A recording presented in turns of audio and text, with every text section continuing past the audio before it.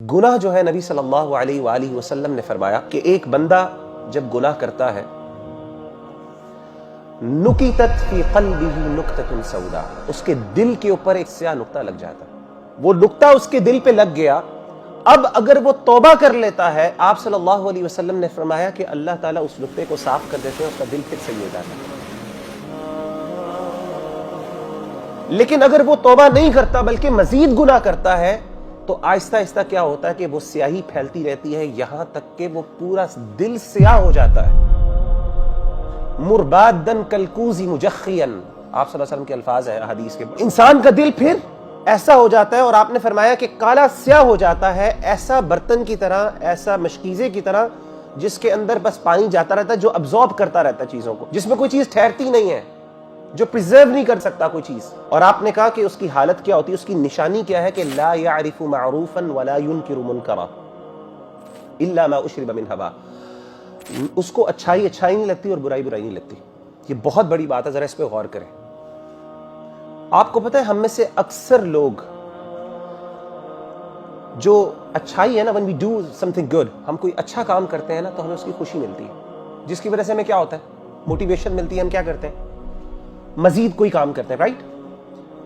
اور اگر ہم کوئی برائی کا کام کریں تو کیا ہوتا ہے، ہمیں گلٹ ہوتا ہے، پچھتاوا ہوتا ہے نا۔ تو اللہ تعالیٰ فرماتے ہیں جب انسان گناہ کرنا شروع کر دیتا ہے تو ایک وقت آتا ہے کہ انسان کا گلٹ بھی ختم ہو جاتا ہے، اور جو اچھے کام کرنے کی لذت اور مٹھاس ہوتی ہے وہ بھی ختم ہو جاتی ہے۔ وہ اچھا کام کرتا ہے، اس کو کوئی پلیجر نہیں، کوئی خوشی نہیں محسوس ہوتی۔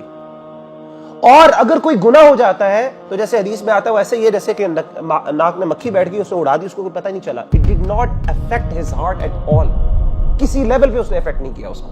تو نہ اس کو اچھائی اچھائی نہیں لگتی، برائی برائی۔ اس کا ایک مطلب یہ ہے کہ انسان کو اچھائی پہ لذت نہیں فیل ہوتی، خوشی نہیں محسوس ہوتی، اور برائی پہ انسان کو تکلیف نہیں ہوتی۔ گناہ کر کر کے اس کا دل ایسا سخت ہو جاتا ہے، ایسا سیاہ ہو جاتا ہے، ایسا زنگ لگ جاتا ہے،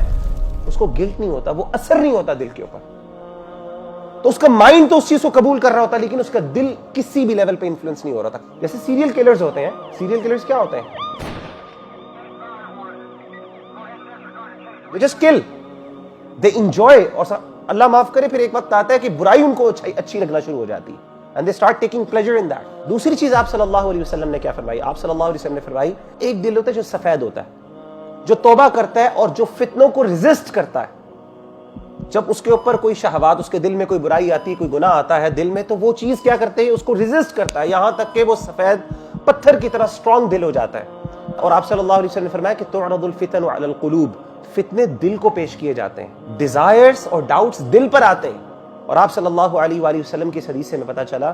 کہ جو بندہ ان فتنوں کو، ان ڈیزائرز کو ریپیل کرتا ہے، نیک سے نیک شخص بھی، اس کا بھی دل چاہتا ہے کہ وہ بھی ریلیشن شپس انجوائے کرے، وہ بھی جا کے اسموکنگ اور سگریٹس کو جو ہے اسموک کرے، اور جو ہے نا ڈرنک کرے، اور پتہ نہیں یہ سب کچھ کرے، ہر بندے کا دل چاہتا ہے۔ تو آپ صلی اللہ علیہ وسلم جو ریپیل کرتا ہے ان فتنوں کو، ان ڈیزائرز کو، جو دل کہتا ہے نہیں، I have to stand on my grounds، I cannot let myself go، self control کو، سیلف ڈسپلن کو پریکٹس کرتا ہے، پھر وہ ایک وقت آتا ہے اللہ اس کو ایسی ایبلٹی دے دیتے ہیں۔ آپ نے فرمایا کہ لا یضرہ فتنۃ ما دامت السماوات والارض، ایک وقت آتا ہے کہ وہ اتنا سٹرونگ ہو جاتا ہے کہ کوئی فتنہ جو ہے دنیا کے اندر، کوئی فتنہ ایسا نہیں ہوتا جو اس کو اثر کر سکے، انفلوئنس کر سکے۔